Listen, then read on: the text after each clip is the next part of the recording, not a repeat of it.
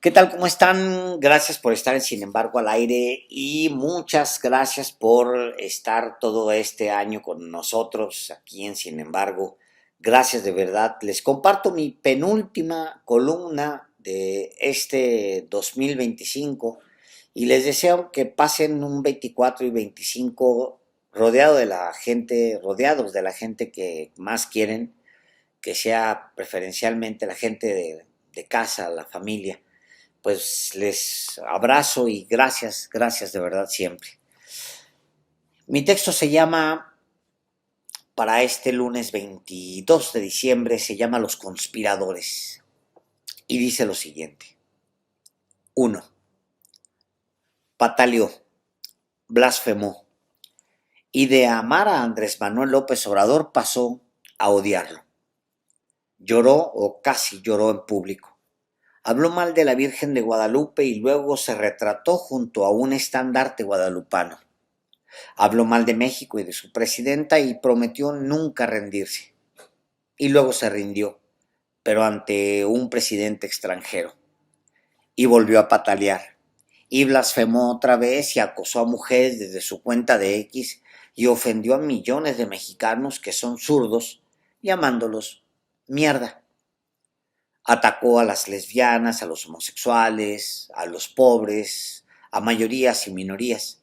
Se burló de los populistas y luego se dio cuenta que para populistas su amor imposible, Donald Trump. Se rodeó de intelectuales, siempre hambrientos de apapachos, y a unos les dio de comer y a otros los hizo sus empleados. De hecho, creó toda una red de comunicadores, académicos, escritores, intelectuales y parásitos de las redes que se alimentan de él mientras hacen como que piensan. Y él conspiró contra México y usó su televisora para azuzar, para arengar y pensando que reuniría masas. Pero las masas lo conocen bien porque por años han lidiado con sus cobradores. Llámenlo tío Richie si quieren, pero es el mayor usurero del país y las masas saben quién es. Masas que él menosprecia y que tienen nombre y apellido. Masas que son individuos que piensan, que se organizan en familias y saben que su televisora es chatarra, que todo lo que hace y lo que vende es chatarra, como aquella licuadora que dejó de funcionar años atrás y le siguen cobrando. El tipo lleva 2 años escupiendo hacia arriba, porque llore o patalee, tendrá que pagar impuestos. Así conspire contra el país que le ha dado todo lo que es, tendrá que pagar lo que le debe. Y si quiere, puede volver a pagar boletos caros para ir a Mar-a-Lago, que sus impuestos no van a ningún lado. Acá lo esperan. Acá lo estaban esperando la semana pasada, mientras hacía turismo caro en la Casa Blanca. 2. Se llama Curtis Guy Jarvin, pero durante años ocultó su identidad con el seudónimo Mencius Moldbug. Su mecenas es Peter Andreas Thiel, cofundador de PayPal junto con Elon Musk y uno de los principales financieros de la extrema derecha estadounidense. Jarvin está relacionado con Breitbart News y con su creador Steve Bannon, y puede decirse que es uno de los ideólogos que alimentaron a Donald Trump la idea de fundar una presidencia imperial. Porque ese es el plan. Siempre lo ha sido. Los paleoliberales, como se les conoce, tienen años soñando con un Estados Unidos blanco y son los creadores de la filosofía que pugna por una monarquía donde los gerentes y dueños de las empresas tecnológicas, los que aparecieron con Trump en el Capitolio el día en que asumió la presidencia, sean la corte. Es curioso cómo se cruzan los intereses de todos ellos y cómo el dinero termina por resolver sus diferencias. La ultraderecha estadounidense es profundamente antisemita, pero eso lo deja para después. Por ahora es aliada de los sionistas. Ya resolverá qué hacer más adelante. Judíos radicales y ultraderechistas tienen por ahora más intereses que los unen. Son profundamente antimexicanos, creen en el antiigualitarismo y en el inicio de una ilustración oscura, así le llaman, ilustración oscura. Los mueve la idea de las razas superiores y defienden la esclavitud, aunque sostienen que algunas razas inferiores, entre comillas, son mejores que otras para ser esclavizadas. Y conspiran, siempre están conspirando. Ava Kaufman cuenta que fue en 2013, en un artículo en el sitio de noticias TechCrunch, cuando se reveló que Mercius Molbrook era el alias cibernético de un programador de 40 años de San Francisco llamado Curtis Jarvin. Fundó una empresa a la que llamó Tlon, por el cuento de Borges Tlon Uqbar Orbis Tertius, en el que una sociedad secreta describe un elaborado mundo paralelo que comienza a superar la realidad. A medida que recaudaba dinero para su empresa emergente, Jarvin se convirtió en una especie de Maquiavelo para sus benefactores de las grandes tecnológicas, que compartían su visión de que el mundo estaría mejor si ellos estuvieran a cargo.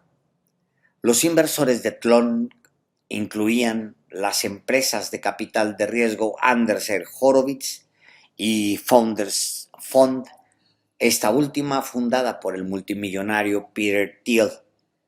Cuenta Kaufman en un reportaje publicado en The New Yorker que se volvió viral en enero del 2025, hace casi un año.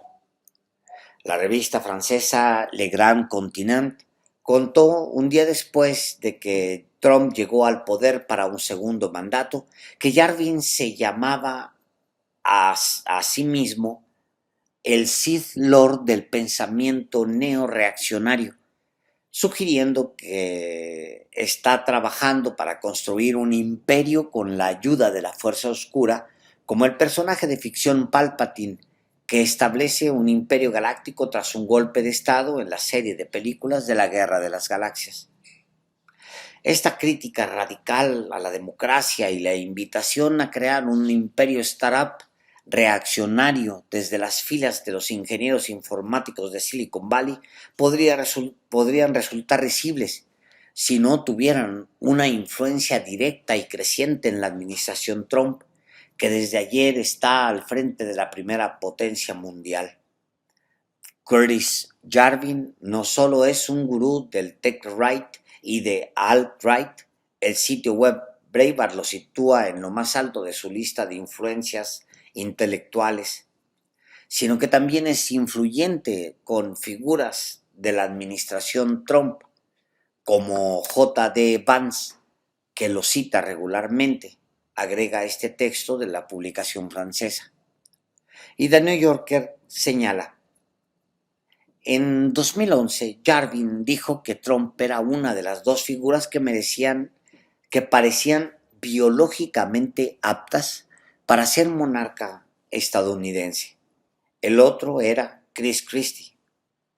En 2022, recomendó que Trump, de ser elegido, nombrara a Elon Musk para dirigir el poder ejecutivo. En un podcast con su amigo Michael Anton, ahora director de planificación de políticas del Departamento de Estado, Jarvin argumentó que las instituciones de sociedad civil como Harvard tendrían que ser clausuradas. 3.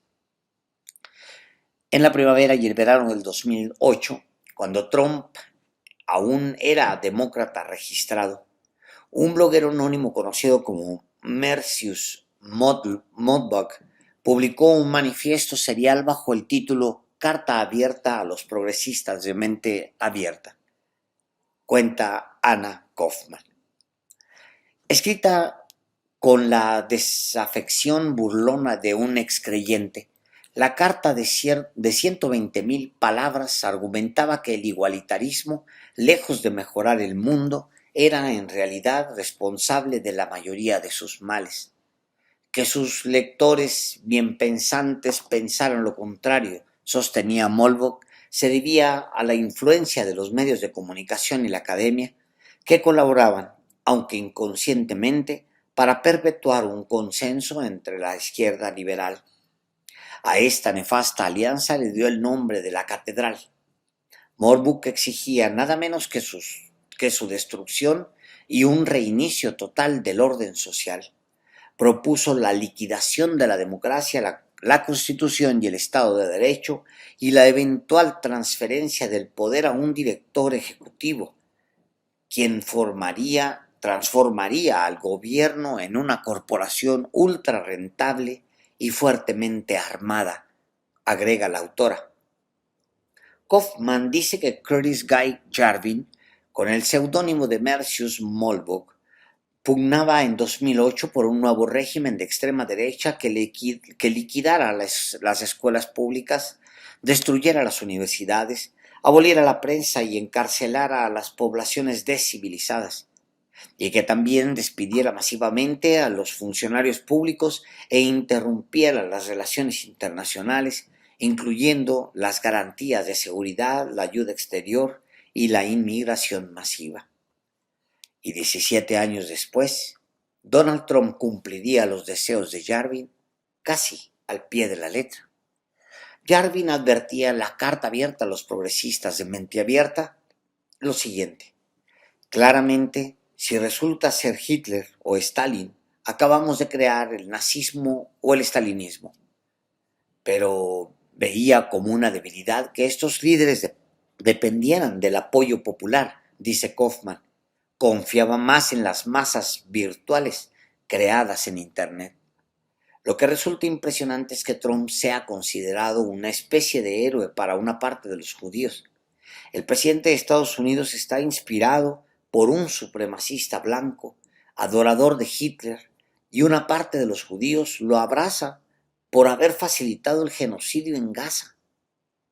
Y me resulta todavía más trágico que Enrique Krause, judío, así como sus alumnos y los miembros de su clan, se hayan aliado a Ricardo Salinas Pliego, cuyo padre, Hugo Salinas Price, es un antisemita. Y aplauden al dueño de TV Azteca porque paga un boleto de $100,000 para cenar junto a 850 personas más con Donald Trump, un ultraderechista que, si pudiera, los metería a todos en campos de concentración.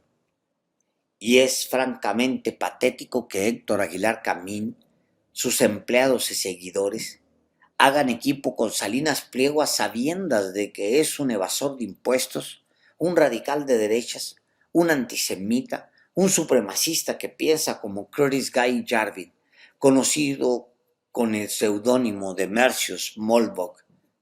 Digo, se podrían haber quedado en la foto con Xóchitl Gálvez. De alguna manera se entendía por el profundo odio que tienen a López Obrador, pero hacer equipo con Salinas Pliego no es ya un nuevo nivel de decadencia, que no se ven a sí mismos, o la amargura nos transforma en eso, en el último tramo de nuestras vidas. Salinas Pliego pasó de amar a López Obrador a odiarlo, solo por dinero. Habló mal de la Virgen de Guadalupe y luego se retrató junto a un estandarte guadalupano solo porque pensó que eso le ayudaría en su cruzada para no pagar los impuestos que debe. El muy vendepatrias habló mal de México y de su presidenta y prometió nunca rendirse, pero luego se rindió ante un presidente extranjero y atacó a las lesbianas, a los homosexuales, a los pobres, a mayorías y minorías. ¿No consideran a Salinas Pliego una piltrafa de ser humano? ¿De qué le sirvió a las mafias de Aguilar Camín y Krause haberse llamado liberales si iban a terminar en el rebaño de una escoria supremacista? Bueno, cada quien. La próxima vez que pague boletos caros para ir a Mar-a-Lago, deberían pedirle que les financie los suyos también. De una vez deberían ir a besarle los pies a Trump, aunque sea de lejitos. De todas maneras, los impuestos de Salinas Pliego no van a ningún lado. Acá lo esperan. Acá lo estaban esperando la semana pasada, mientras hacía turismo caro en la Casa Blanca. Muchas gracias.